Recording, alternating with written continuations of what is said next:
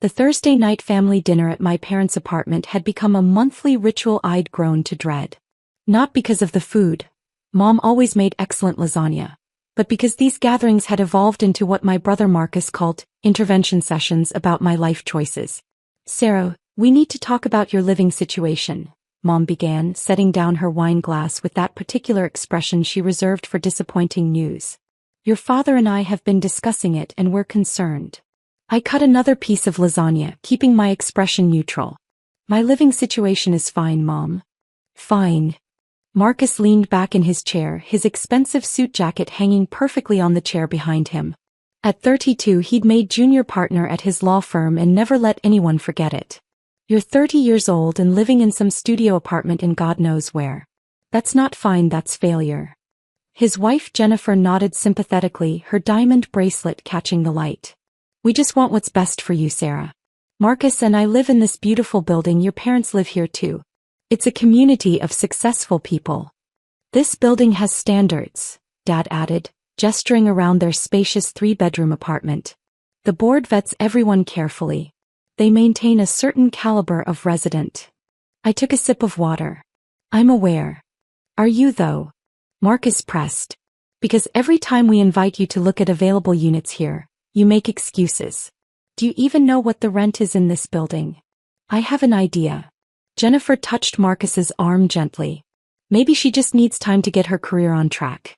Not everyone can afford luxury living right away." The condescension in her voice was thick enough to cut. I'd met Jennifer twice before she and Marcus got engaged. She'd been working retail then, perfectly pleasant.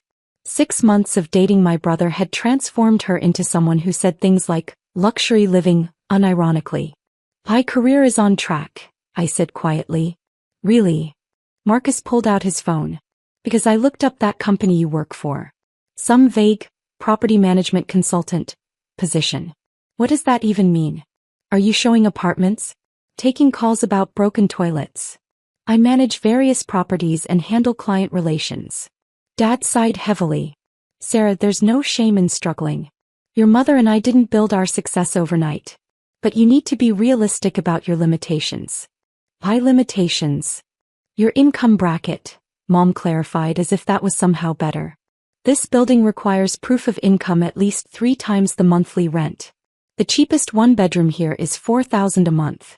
Can you honestly tell us you're making $12,000 a month in your little consulting job?" I set down my fork carefully. "I do all right."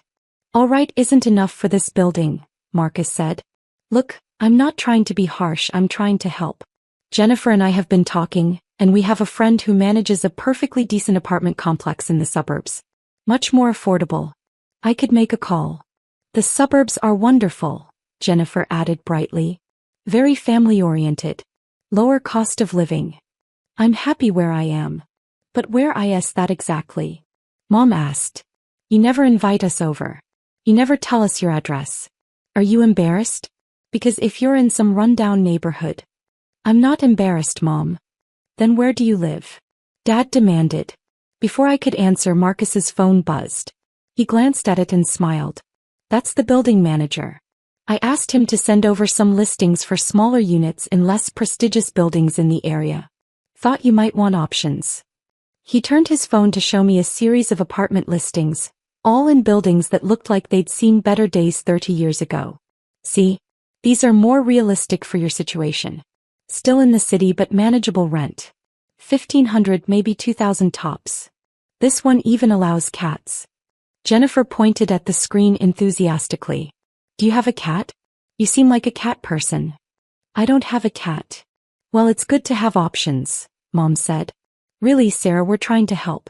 This building, where we all live, it's just not realistic for someone in your position." "My position?" "Your income level," Dad clarified. "The board here is very strict. They've rejected doctors, lawyers, successful business owners. They turned down a hospital administrator last month because his income was just slightly below their requirements. They run credit checks, employment verification, the works." Marcus leaned forward. "I'm on the board now actually. Just got appointed last month. And I've seen the rejection rate. It's brutal. People with 6-figure incomes get turned away. They check everything. Your banking statements, your employment history, references from previous landlords. They don't mess around. The building maintains its reputation through very selective acceptance, Jennifer added as if reciting from a brochure. When we applied, they requested 3 years of tax returns. My point is, Marcus continued, even if you wanted to apply here, even if you could somehow scrape together the deposit and first month's rent, the board would never approve you. It's not personal, it's just facts. I checked my phone. A text message from my property manager, Robert, flashed on the screen. Lease renewal applications are piling up. Need your approval on several. Call when you can. Are we boring you? Dad's voice was sharp.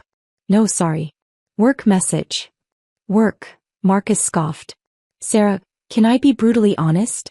This whole mysterious consulting thing, this refusal to discuss your finances, your living situation, it screams failure.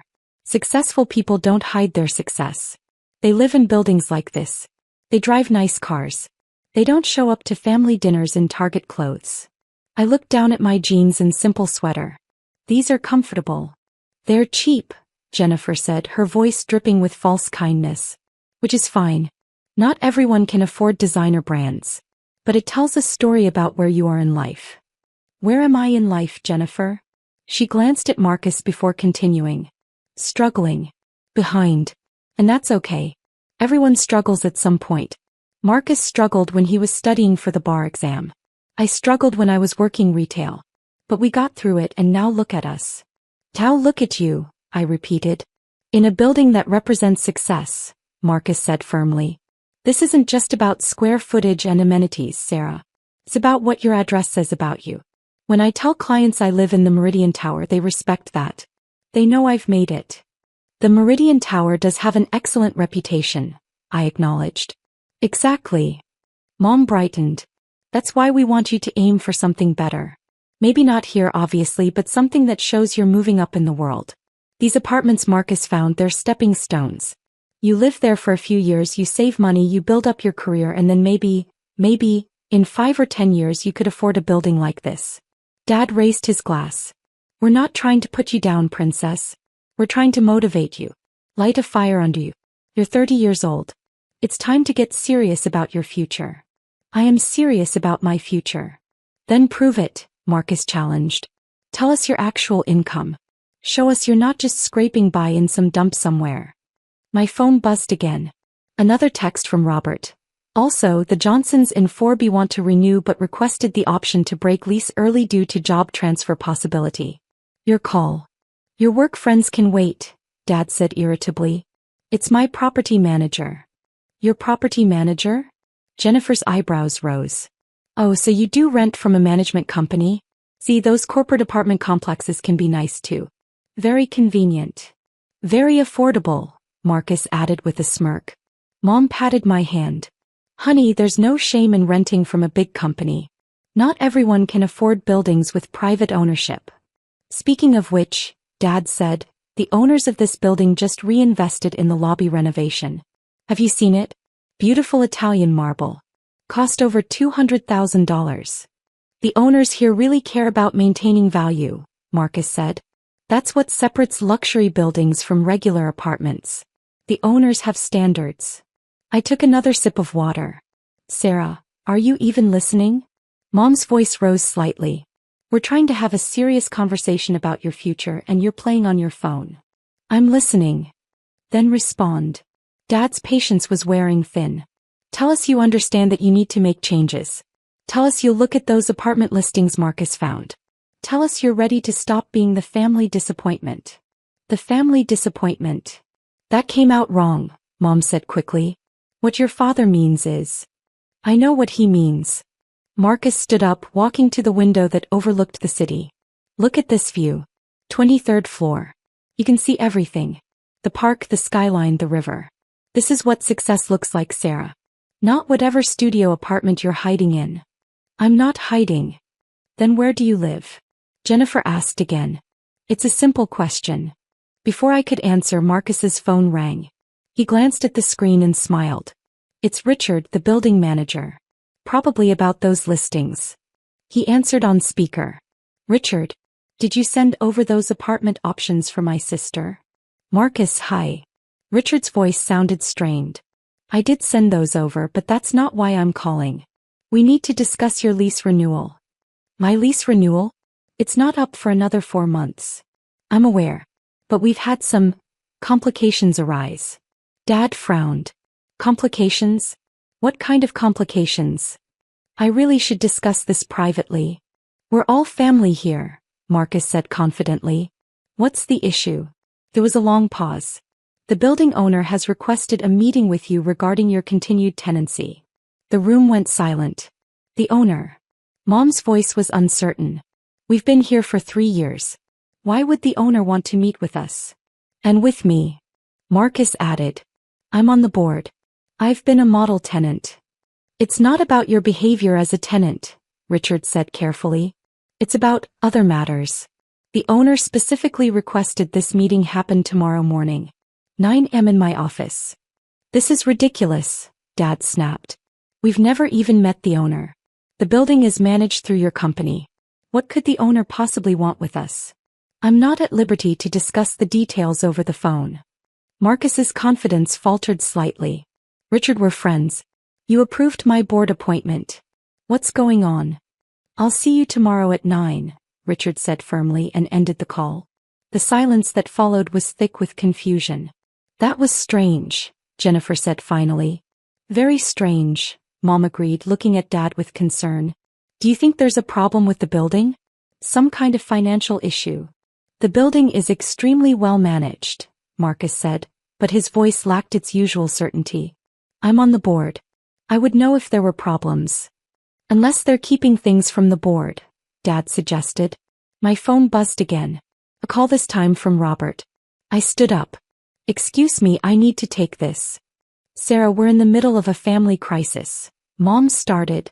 I'll just be a minute. I stepped out onto the balcony and answered. Robert, hi.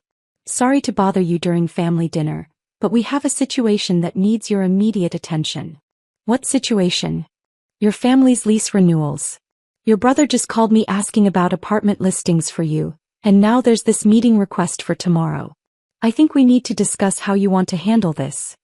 Handle what exactly? The fact that they don't know you own the building.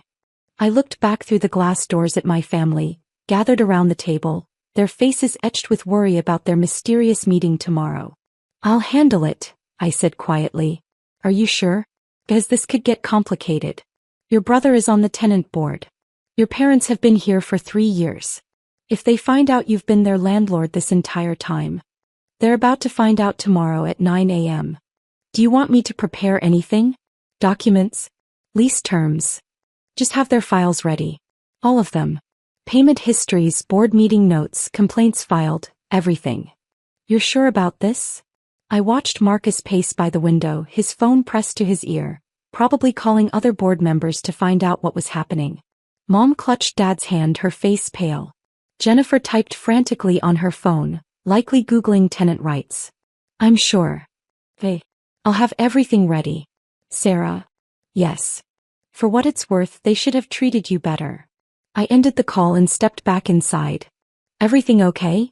Mom asked, her voice strained with worry about her own situation. Fine. Just work stuff.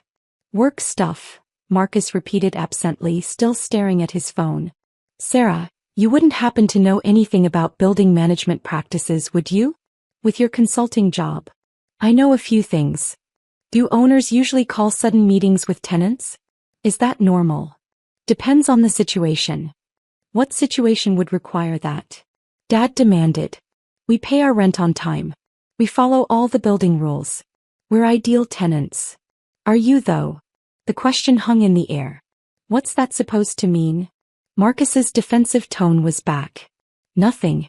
Just wondering if the owner might see things differently. How would you know what the owner sees? Jennifer asked. I gathered my purse. I should go. You're leaving. Mom stood up quickly. But we haven't finished discussing your living situation. I think we've discussed it enough for tonight. Sarah, wait. Dad's voice stopped me at the door. This meeting tomorrow, it has us worried. All of us. You said you know about property management. Is there anything we should be concerned about? I looked at each of them. Dad with his superiority complex, Mom with her constant disappointment, Marcus with his condescending success metrics, Jennifer with her borrowed arrogance. I think you should go to the meeting and find out. That's not helpful, Marcus snapped. We're family. If you know something. I know you have a meeting at 9 a.m. tomorrow. I suggest you don't be late. I left them standing there, confused and worried, and took the elevator down to the lobby with its brand new Italian marble that I'd approved last year. The renovation had actually cost $240,000, not $200,000, but Dad had never been good with details. My phone rang as I crossed the lobby. Robert again. Change of plans, he said. Your brother just called me back, demanding to know what the meeting is about. He's threatening to contact the owner directly. Let him try. He asked for the owner's contact information. And what did you tell him? That all owner communications go through me. But Sarah, he's getting aggressive. He mentioned being on the board, having connections possibly involving lawyers. Marcus always mentions lawyers. It's his security blanket. Should I tell him the owner will address all his questions tomorrow? Tell him the owner looks forward to meeting the entire family at 9 a.m. sharp. All of them. Your parents too. All of them. This is going to be intense. Robert, they spent 2 hours tonight telling me I'm too poor to live in the building I own. Intense is relative. He laughed. Fair point. I'll have the conference room set up. Do you want me there for the meeting? Definitely. And bring their complete files. I want every late payment, every noise complaint they've filed against neighbors, every time Marcus has used his board position to threaten other tenants. He's done that. 3 times that I know of. It's all documented. You really have been paying attention. I've been paying attention for 2 years, Robert. Tomorrow they finally get to see what I've been seeing. I ended the call and walked to my car, a modest sedan that Marcus had once called embarrassing. It was actually a BMW, but I'd removed the badges because I preferred not to advertise. Just like I preferred not to advertise that I owned a $15 million luxury building in the heart of downtown. The drive to my apartment took 20 minutes. Not a studio despite my family's assumptions. A 3-bedroom penthouse on the opposite side of the city, in a building I'd purchased as my first investment property at 26. But they'd never asked for my address, never requested to visit, never shown enough interest in my life to discover the truth. That night I reviewed the files Robert had sent over. My family's lease history made for interesting reading. Marcus had filed 11 complaints in 2 years. Noise violations against neighbors, parking disputes, demands for special board privileges. He'd used his board position to try to override building policies 4 times, claiming special circumstances that always happened to benefit him personally. Mom and Dad had been late on rent 3 times, always with elaborate excuses. They'd also requested special accommodation for their annual 2-month vacation property in Florida, wanting to sublease their apartment during that time despite it being explicitly forbidden in their lease terms. Jennifer had tried to run an online boutique from their apartment, using the lobby for photo shoots without permission, until another tenant complained. The irony wasn't lost on me. They'd spent the evening questioning my financial stability while living in a building they could barely afford, breaking rules they thought didn't apply to them, assuming their status as my family somehow elevated their importance. Tomorrow would be educational. I arrived at the building at 8:30 the next morning. Robert was already in the conference room, files spread across the table. They're here, he said. All 4 of them. They arrived at 8:45, demanded to be let up immediately. I made them wait in the lobby. How do they look? Nervous. Your brother keeps mentioning his law degree. Your father keeps asking if he needs his lawyer present. Your mother has called me 3 times asking what this is about. And Jennifer? Quiet. Worried. I think she's the only one who realizes this might be serious. Let's find out if she's right. I took my seat at the head of the conference table, directly in front of the floor-to-ceiling window that showcased the same city view Marcus had bragged about last night. Robert sat to my right, files at the ready. Send them up. 3 minutes later, my family entered the conference room. They stopped when they saw me. Sarah. Mom's confusion was evident. What are you doing here? Sitting in on the meeting. This is a private meeting with the owner, Marcus said sharply. You can't just. Please sit down. Robert gestured to the chairs across from me. They sat slowly, their eyes moving between Robert, me, and the files on the table. "Thank you for coming," Robert began. "I'm Robert Chin, property manager for the Meridian Tower. I've managed this building for the past 5 years, working directly with the owner on all tenant relations and building operations." "We know who you are," Dad interrupted. "We want to know why we're here. What does the owner want? And why is our daughter in this meeting?" "The owner requested her presence." "Why would the owner request Sarah's presence?" Jennifer asked quietly. Robert looked at me. I nodded. "Because I am the owner," I said calmly. The silence that followed was absolute. Marcus laughed. "That's ridiculous." "Is it?" "Sarah, this isn't funny," Mom said. "We're actually worried about our living situation and you're making jokes." "I'm not joking, Mom." Robert slid a document across the table. "Building deed transferred to Sarah Mitchell 2 years and 3 months ago. Purchase price, $14.7 million. Current assessed value, $18.2 million. Dad picked up the document with shaking hands. His face went pale as he read. "This is impossible," Marcus said, but his voice had lost its certainty. "Sarah doesn't have $15 million. She doesn't have $15,000. He's broke. She's a failure. She's your landlord," Robert interrupted. "Has been since she purchased the building in January 2 years ago. Every rent check you've written, every time you've filed a complaint, every board meeting you've attended as a tenant representative, she's been the owner receiving those reports." "But how?" Jennifer whispered. "How did I afford it?" I asked. "Or how did you not know?" "Both," Dad said hoarsely. "I started buying and selling properties when I was 23, I explained. Small investments at first. A duplex, then a fourplex, then a small apartment building. I was good at it. Very good. By the time I was 26, I owned 6 properties generating significant passive income. By 28, I'd expanded to commercial real estate. The Meridian Tower was my 15th acquisition." 15 properties? Mom's voice was faint. 17 now. I purchased 2 more buildings last year. Marcus shook his head violently. "No. This is impossible. We would have known. The board would have told me. The management company works for me," I said. "They report to me. The board is an advisory body that I allow to function because it's good for tenant relations. But ultimate authority rests with me." "You've been lying to us," Dad accused. "I've been living my life. You assumed I was poor because I don't wear designer clothes and drive a modest car. You never asked about my actual circumstances. You let us think you were struggling," Mom said. "You wanted to think I was struggling. It fit your narrative better." Robert cleared his throat. "Which brings us to the purpose of today's meeting. Sarah has some concerns about your continued tenancy." All 4 of them snapped to attention. "Our tenancy?" Marcus's voice rose. "You can't evict us. We have lease agreements. We have rights." "You have lease agreements that expire in 4 months for you and 6 months for your parents," Robert confirmed. "Sarah needs to decide whether to renew those leases."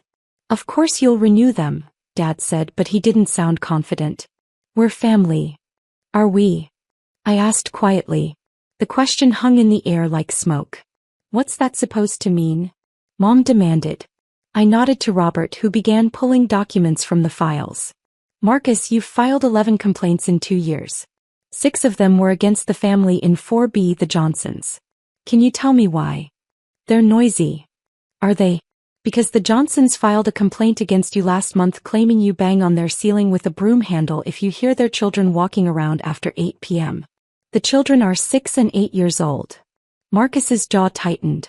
"This building has quiet hours." "Starting at 10 p.m., I corrected. "You've also used your position on the tenant board to threaten them with eviction 3 times. That's harassment, Marcus. I could evict you for that alone." "You wouldn't." "Wouldn't I?" Robert slid another document across the table. "Mr. and Mrs. Mitchell, your lease specifically prohibits subleasing. You've attempted to sublet your apartment every summer for the past 2 years while you're in Florida." "Those were just inquiries," Dad said quickly. "We never actually." "You posted your apartment on vacation rental websites. Twice. We have screenshots. That's a lease violation." Mom's hands twisted in her lap. We didn't know that was against the rules. It's in Section 8 of your lease agreement, which you signed. Jennifer, I said, turning to my sister-in-law. Running a business from a residential unit violates both your lease and city zoning laws. You turned the lobby into your personal photography studio 4 times before we shut it down. I didn't know. You knew. You were warned. You did it anyway. Sarah, please. Mom's voice cracked. We're your family. Surely this doesn't matter. These are minor issues. Minor issues? I met her gaze. Last night you told me I was too poor for this building. You suggested Section 8 housing. You called me a family disappointment. You spent 2 hours explaining why I wasn't good enough to live here. And the entire time you were living in my building, breaking my rules, assuming your family connection would protect you from consequences. We didn't know, Dad said desperately. You didn't ask. 2 years and none of you ever asked where I lived, what I actually did for work, whether I was happy or successful. You just assumed I was failing because that's what you wanted to believe. Marcus stood up abruptly. Fine. You own the building. Congratulations. You've made your point. Can we go now? Sit down. Something in my voice made him sit. We're not done discussing your lease renewals. You have to renew them, Jennifer said, tears in her eyes. We can't afford to move. The security deposits alone. Should have thought of that before spending last night mocking my Target clothes and suggesting I wasn't good enough for this building. Sarah, honey, we didn't mean it like that, Mom pleaded. We were just concerned about you. Trying to motivate you. By calling me a failure? By laughing about my job? By sending apartment listings for $1,500 studios to your landlord. The reality of that hit them visibly. Oh God, Jennifer whispered. The listings were for buildings I don't own, thankfully. But yes, Marcus did send his landlord apartment listings suggesting she couldn't afford her own building. Robert pulled out another document. Sarah has asked me to present you with several options moving forward. Options? Dad asked weakly. Option 1. Your leases are not renewed. You vacate your apartments within the required notice period as stated in your current lease agreements. No penalties but no renewals. Mom made a small sound of distress. Option 2. Your leases are renewed at current market rates. This building's rent is currently 15% below market value due to long-term tenant retention policies. New leases would reflect true market value, approximately $3,500 more per month for Marcus and Jennifer's 2-bedroom, and $4,200 more per month for your parents' 3-bedroom. That's insane, Marcus burst out. We can't afford that. Option 3, Robert continued calmly, is what Sarah is calling the family discount program. Your leases renew at current rates, no increase but with additional terms. What terms? Dad asked. I leaned forward. You attend weekly family dinners. Here in my building, in my private penthouse apartment that you've never seen because you've never bothered to visit. You attend every time, no excuses. And we have honest conversations about respect, family dynamics, and the assumptions you've made about my life.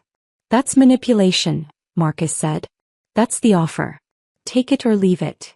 And if we choose option 1? Mom asked quietly. If we just move? Then you move. I'll provide excellent landlord references despite the lease violations. You'll find other apartments. We'll probably see each other at holidays, exchange polite conversation, and continue pretending we're a functional family while maintaining careful distance. Or, Robert added, you could accept option 3, pay the same rent you're paying now, and maybe actually get to know the daughter and sister you've been dismissing as a failure for the past decade. The room fell silent except for the sound of traffic from the street below. How long do we have to decide? Dad finally asked. The rest of today. I need answers by 5 p.m. That's not enough time. It's more than enough time to decide whether you want to know your daughter or not. I stood up, gathering my things. Robert will be available by phone if you have questions. The files in front of you detail all the lease violations we've documented. I suggest you read them carefully before making your decision. Sarah, wait. Mom stood too, her face streaked with tears. I'm sorry. We're all sorry. We treated you terribly. We made horrible assumptions. We were cruel. Please, can't we just talk about this at dinner next week? If you choose option 3. She nodded, unable to speak. Then I'll see you next week. Assuming you choose to stay. I walked to the door then paused. By the way, Marcus, you're no longer on the tenant board. I'm dissolving that position effective immediately. The board has become a way for certain tenants to leverage power they don't actually have. We'll be restructuring the entire system. You can't do that. I'm the owner. I can do whatever I want. I left them sitting there, facing the reality that their family disappointment was actually their landlord, their employer in a sense, and the person they'd underestimated for years. My phone rang as I reached the lobby. Robert. They're still in the conference room, he said. Your brother is pacing. Your father is reading the lease violations. Your mother is crying. Jennifer is just staring at the wall.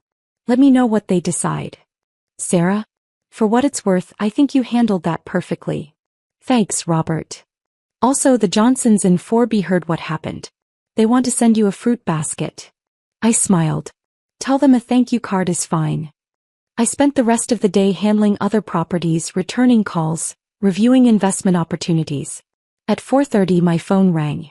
It's Robert. They've made their decision. And they chose option 3. All of them. They want to stay, want the family dinners, want to try to fix this. Did Marcus look like he was being held at gunpoint? Robert laughed. A little. But Jennifer was crying again, this time apologizing. Your mother kept saying she wants to know the real you. Your father asked if he could see your other properties sometime, said he might want to learn about real estate investment. He wants investment advice from his disappointing daughter? Seems like it. Should I draft the new lease agreements? Yes. Standard terms, current rates, with an addendum about the family dinner requirement. Make it official. Done. When's the first dinner? Next Sunday. 6 p.m. Tell them the dress code is casual. Target clothes are welcome. You're enjoying this. A little, I admitted. Is that wrong? After what they put you through last night? Not even a little bit. I ended the call and looked out at my city view from my penthouse, in my building, living my life that everyone had assumed was a failure. My phone buzzed with a text from Mom. Thank you for giving us another chance. We don't deserve it. Love you. Another from Dad. You've built something incredible. I'm sorry it took me so long to see it. Jennifer, I'm so sorry, Sarah. For everything. See you Sunday. And finally, Marcus, I was wrong. About everything. I'm sorry. Please let me make this right. I didn't respond immediately. They could wait. They'd made me wait for years to see my worth. They could wait a few hours to hear back from their landlord. Instead, I texted Robert. Add one more term to the lease addendum. Family dinners will rotate to include visits to my other properties. Time they see the full scope of what they missed. His response was immediate. You're going to show them all 17 properties? Eventually. Starting with the commercial building downtown. The one where Marcus's law firm rents office space. Wait. Marcus's firm. Rents from me. Has for 18 months. I'm their landlord there too. Does he know? He's about to find out at Sunday dinner. This is the gift that keeps on giving. Robert. Yes. Thank you for helping me handle this. I know it was complicated. Are you kidding? Best workday I've had in years. Same time next week for the follow-up.